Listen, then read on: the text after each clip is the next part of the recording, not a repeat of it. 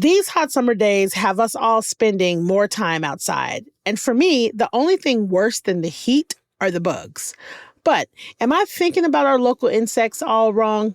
Today on CityCast Austin, we're going to revisit a conversation that really had me questioning my stance on all of our creepy, crawly little friends.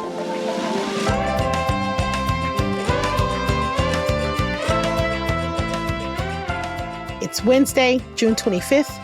I'm Nikki Devon, and this is what Austin's talking about.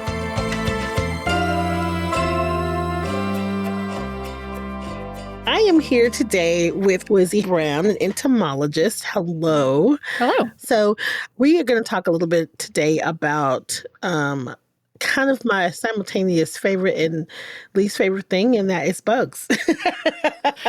It's one of those things that while they may creep you out, they're still fascinating, kind of like a car wreck. You got to look at them. I want to talk about insects that we're seeing in and around Austin, like right now for the summer. And we want to break this conversation up into 4 categories. Okay. The good, the bad, the ugly, and finally the summer stunners. Okay? Okay. All right. Okay, so let's start with the good. Some bugs are harmless and actually help the ecosystem, like ladybugs and cicada killer wasps, which sound absolutely horrendous and are coming our way soon. Yes. Cicada killer wasps are going to freak people out because they're big. Tell me about them. They are some of our largest wasps that we have in Texas. They get maybe about 1.5 inches in length, and the head and thorax is going to be kind of like a reddish brown color. They have dusky wings, and then the abdomen is going to be yellow and black. The females are going to dig tunnels in the ground. So you might see a hole or a hole that has like a pile of dirt around it. And the females are going in and out of there. And that's actually where they are going to provision. They are going to go paralyze cicadas in the trees, carry them back to that tunnel, go in the tunnel, and then they have these little offshoot tunnels and they provision those with cicadas and they lay an egg on it. And then when that egg hatches out, the larvae is going to eat that cicada. The male cicada killer wasps are territorial. So they kind of stake out an area and they wait for any female cicada killer wasps to come into that area for mating purposes. But if you happen to walk into that area, they will get all up in your business and, but male wasps or bees or ants cannot sting. Only the females are capable of stinging. Male wasps and bees do not sting. Did I hear that right? Correct. So the stinger in those types of insects are actually a modified ovipositor, which is the egg-laying structure, and males don't have that. So the male insects of those cannot sting you. Is there any way to identify a bug or insect that's good for the environment? Like one, like the ones that we should just kind of scooch outside if we find it? Well, I kind of feel that way about any insect, because even if we think about some of the pest insects, or that commonly called pests, a lot of people don't like spiders. There are some venomous spiders that we have in Texas, but those are still going to be predatory and feed on insects. Or let's take cockroaches. That's another one that people really dislike. They're fantastic decomposers. So you just kind of got to look at it in a way that there is some benefit to those insects or they wouldn't be here. They have to have a purpose of some sort. So in my opinion, any insect is something that you should just shuffle outside. Now, cockroaches specifically, I know some people call them tree bugs or tree roaches. Mm-hmm. They are the bane of my existence. They look prehistoric. They freak me out. I don't like to kill them because the crunch makes me want to come out of my skin. And I think that anything that makes that much noise when you kill it, you should not be trying to kill it. That is what I did my research on when I was in graduate school. Lizzie, no. And I loved them. No! They're absolutely amazing. And there are some gorgeous, gorgeous cockroaches that we have. And you can find them here in Austin. We have one that is called a pale bordered field cockroach that is absolutely beautiful. We have other ones that are known as Cuban or banana cockroaches that are absolutely beautiful. I actually have a tattoo of a cockroach. So, What? yeah. Okay, Wizzy. All right. Yeah, you're gonna have to. Maybe you can change my mind because you make them sound cool, but when they're crawling around in front of my apartment, I'm just like, ugh. Yeah, that's most people. If you think about cockroaches, they are scavengers, they're omnivores, and they're very great at finding things and being able to survive because they kind of get in and eat that stuff that other stuff might not necessarily eat. So while they are, considered gross a lot of times from where they are or where they're located, they are still beneficial because they're helping to break down that garbage or carrion or fecal material or decaying vegetation or anything like that. Oh my God. Oh, I'm going to try to keep that in mind the next time I see one or one drops out of an oak tree while I'm on a patio. I love that you said that they look prehistoric because that is actually true. The cockroaches, there are cockroach fossils that are millions of years old that actually look exactly like the cockroaches that we have today. It's the same body design. So obviously they figured out Lizzie, how to work things out like a really long time ago, and they're keeping on. I'm gonna try to think of them as survivors. Yes, that's a good way to look at them. So are there any things that we can do, like those of us that have yards or whatever, are there any things that we can do to kind of help good bugs thrive outside, or things maybe we shouldn't be doing that hurts them or anything like that? Definitely. So this is something that I try to encourage everyone that I talk to do, is to help the insects that you have in your landscape. And the first thing that you can probably do is make sure that there is food, water, and shelter, because that's essentially what anything needs to survive. So basically, if you're talking about food, that's really going to be dependent upon the type of insect and what it's feeding on. Some insects will feed on plants. And so being okay with some amount of plant damage that may be caused by insects can help those insects. But even if you don't necessarily like the insects that feed on your plants, if you want those predatory insects in your landscape, they're going to be eating those insects that feed on the plants. And so a lot of times you need to have some level of them in the landscape. So if I get rid of all of the aphids in my landscape, I'm not going to have any ladybugs. So if I want ladybugs, I need to have some level of aphids. Trying to say that you're going to have no insects in your landscape is, in my opinion, kind of scary almost, because if you don't have insects, that means that you're going to have a really unhealthy ecosystem. So, kind of come to terms with what you're okay with and what you're not okay. So now we're going to move to the bad, the bugs that we maybe should be afraid of. So, off in my brain, the bugs are scorpions, mosquitoes, wasps, but what bugs should we be on the lookout for right now? Right now, the one that I would say people should probably be most concerned with, but nobody ever seems to really be concerned with, are the mosquitoes, because they are capable of vectoring diseases that can be with you lifelong or could cause you to go into the hospital.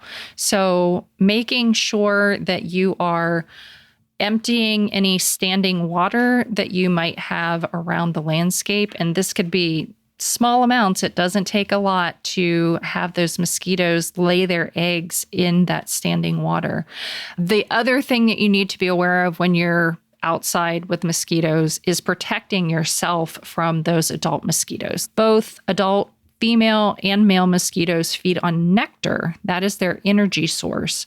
And actually, mosquitoes have a benefit of being pollinators. But with the female mosquitoes, they also require a blood meal because they need the protein to produce the eggs. And so Yeah. I'm going to stop you. I just want to make sure I'm hearing you correctly. Are you saying blood meal as in I just blew your mind. MEAL? Like they suck blood out of And you or and it's other called animals. blood meal? Well, they Oh my need. God. It's a meal for them, and it's blood. So. Oh my yeah. God. Oh my God. Wizzy, you're freaking me out. Okay, keep going. Okay, I just want to make sure I heard you right. So the females need that blood to produce their eggs. And so they are the ones that are capable of vectoring disease organisms. So if they go and feed on somebody or something, a mammal, bird, whatever, that has a disease organism in their blood, then they come and feed on you, they can then vector that over to you. And so you need to be very careful and protect yourself against the possibility of that happening. So with mosquitoes, they actually inject saliva that has a anticoagulant in it, and that kind of keeps the blood flowing. And it also has a anesthetizing agent in it, so you don't actually feel them biting you. So it kind of numbs that area. And that way, when they're feeding, you don't know that they're feeding on you. And then when they fly away and that goes away, that's usually when you discover, oh, hey, I was bitten by something. And so a lot of times when you have that localized reaction, if you're somebody who reacts to that, you're having an allergic reaction to that saliva that they injected into you. They are disgusting. Is it worse certain times a year? Because it feels like in the spring, it's not as bad. And then as it gets hotter, it gets worse. Is that right? Here in Texas, we're blessed. We have mosquitoes year round. Unfortunately, I say that we're blessed, but it really depends on how you look at it.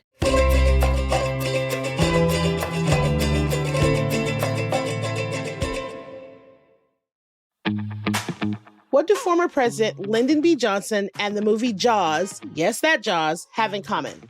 A new exhibit at the LBJ Presidential Library. Before he wrote Jaws, Peter Benchley was President Johnson's speechwriter, and this temporary exhibit is all about Benchley's journey from the White House to best-selling novelist to ocean conservationist. Talk about a fascinating career. Don't miss this chance to learn all about Benchley and Johnson's environmental legacy, how Jaws changed our understanding of sharks, and much more. From the White House to the deep ocean, LBJ, Jaws, and Conservation will be at the LBJ Presidential Library from now through October 19th. Find out more about the exhibit at lbjlibrary.info/Jaws. So some of us on the team have noticed that fire ants are bad and the bites never go away. So let's talk a little bit about fire ants. I read once that some people are straight up allergic to fire ant bites and they have an allergic reaction. Is that true? I am one of those people that is allergic to fire ants. I'm not originally from Texas. And so this is something that kind of developed over time. I did research on fire ants for many years and I was stung a lot. And that kind of turned into me being allergic to the venom that they inject into you. So when a fire ant comes out to attack, they will bite you first and then they will repeatedly sting you. And the sting is actually what causes the reddening, the burning sensation, the pustule, and all of that stuff. But that's also, since they have a hold of you with their mandibles, that's why you have to brush them off and you can't just kind of shake them off casually like you can other insects. Okay, wait. Now, this that seems personal. That seems like a personal text. So you're telling me they get the mandibles in you, they bite you, and as they're still biting you, they are also stinging you? Yes. Oh my God. Okay. They really are the jerks of the insect world. That's sadistic. It's sadistic. It's terrible. Oh, I'm sorry. That just freaked me out too. Now, I want to talk a little bit about scorpions because I think Okay. most Texans have a scorpion interaction story. Scorpions are super cool. The common ones that we have around here, the most common are going to be the striped bark scorpions, but also in some parts of Austin, we have a cave scorpion that is a black scorpion, whereas the striped bark scorpion is kind of like a yellowish tan color. And they are going to have a long tail with a stinger at the end. And typically, they use that stinger to help them eat. So they eat live prey. They are beneficial, again, as predators. And so those pinchy claws that are on the front, those are actually mouth parts. And they use those to grab a hold of whatever they're eating, and then they cram it into their chelicerae area so they can masticate it and ingest it. And if that is wiggling around too much, that's when they bring that stinger up over their body and they'll sting their prey, and that causes it to be paralyzed and makes it easier for them to hold on to so they can eat. But they also will use that stinger to defend themselves. And usually when you're stung by a scorpion, it's that you accidentally step on one in the middle of the night, or you roll over on one, or you step on one outside, or maybe it crawled into a pair of shoes that you had sitting on the porch and you didn't check them before you stuck your foot in. What should we do if we do accidentally get stung? Usually with scorpion stings, it kind of feels similar to a bee or a wasp sting. If you have abnormal swelling or heart palpitations or breathing problems or rashes or anything like that, you would need to seek medical attention. Right. Okay.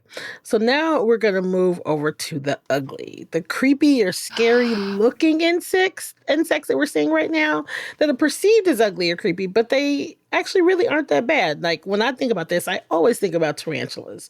Like the moment I found out that tarantulas are essentially passive and that we should just kind of let them do what they're doing, it blew my mind because they look so scary. I love tarantulas. Tarantulas are going to be the largest spiders that we have in Texas, and they get, if you include their legs, probably about 6 inches or so. And like you said, they're passive. They're pretty chill. If you leave them alone, they will just go about their business. They are typically going to be nocturnal if you see them. Most tarantulas are going to hide during the day in burrows that they create in the ground. And a lot of them will be setting up kind of like tripwires or whatever with the silk that they have. So not tripwires necessarily, but like signaling kind of wires, or I guess for this case, signaling silk. And when something kind of walks in that area, they will then kind of know that there's something out there that they can eat. But typically, people don't come across tarantulas too often. Are there any other, do you have any ugly bugs that come to mind that look scary or creepy that really aren't? Well, I have a hard time saying that any of them are ugly or creepy, because most of the things that people say are gross, I like. Probably one that creeps people out are the Scolopendra centipedes, the Texas red-headed centipedes. Those ones get very large. They can get about 9 inches in length when they're fully grown. They have lots and lots of legs. So with centipedes, they're going to have a flattened body and they have a pair of legs on each segment of their body. And with the Scolopendra, those ones are going to have a reddish-orange head that has a pair of reddish-orange antennae. They have kind of bluish-green bodies, and then they have bright yellow legs. And they are capable of biting, and they do have a very painful bite. So they are definitely one that you do not want to handle. But again, beneficial as predators. The last grouping is the summer stunners. So I keep saying recently, but it's been within the last couple of years, I have gotten obsessed with cicadas and how technically they're beautiful. Like they're wings are beautiful. They are the sound of summer. They really If you are. were another cicada, you would think that that was really hot sounding. Really? Is it a mating call? It is. Oh my God. I did not know that. They're beautiful though. Like, I didn't expect for cicadas to look like that and sound like that. Like, I imagined some weird, crunchy, ugly, terrible thing making that sound. Not this little, you know what I mean? I would have never imagined those wings. Yeah, the wing venation on them is very distinct. You can really see the venation on it. And it's almost kind of like a stained glass window that, or leaded glass where you have that division. What are their benefits? Are they just here to wreak havoc? Well, I would say with cicadas, they fit into a food web. So they are food for other animals. And that would be kind of their purpose because they don't live for an extremely long time as adults, because basically when they emerge out as adults, their job is to mate and then for the females to lay eggs. But they spend, for the ones that we have here in Texas, the majority of our cicada species are going to be yearly. You hear a lot about the periodical cicadas. Those, we only have one species of those in Texas, and those are found up in the Dallas-Fort Worth area. So we don't have those ones that are like 13, 15, 17 years here in the Austin area. Okay. We have them every year. But they are going to spend the majority of their lifetime under the ground feeding on tree roots. So they're not terribly beneficial in that sense, but they're going to be food for birds. They're going to be food for mammals. I know my dog likes eating them when we go on walks. So, they serve a purpose. My next summer stunner are, of course, lightning bugs. I am obsessed. And you say lightning bugs. So is it lightning bugs or is it fireflies? Because depending on where you grew up, you're going to call them different things. And they are essentially the same insect. So those are all different types of beetles in the family Lampyridae. And not all lightning bugs will do the flashing or lighting up, but that is how they signal to find mates. So they have different flash patterns that they will use, and that's how they find mates. But there are some fireflies that are tricky, and they mimic the flash patterns of other fireflies, and that's how they lure in food. So that'll be lightning bugs of that species that's not their species, and they'll lure them in with that flash pattern to eat them. Oh my God.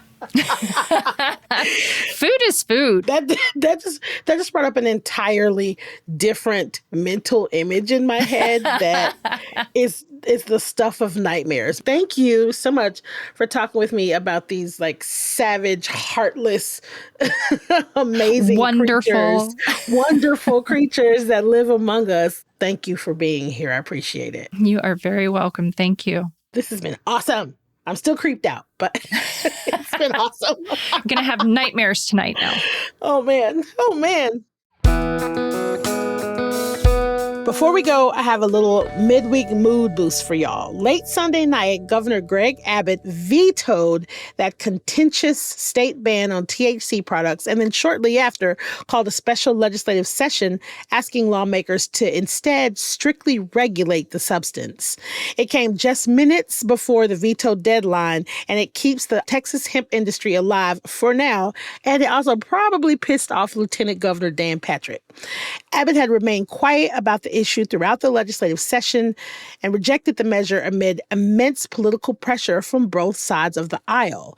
He urged lawmakers to consider an approach similar to the way alcohol is regulated, recommending potential rules including barring the sale and marketing of THC products to minors, requiring testing throughout the production and manufacturing process, allowing local governments to prohibit stores from selling THC products, and providing law enforcement with additional funding to enforce enforce the restrictions. So this is really, really, really good news for now for medical users, Austin businesses, and really the rest of us.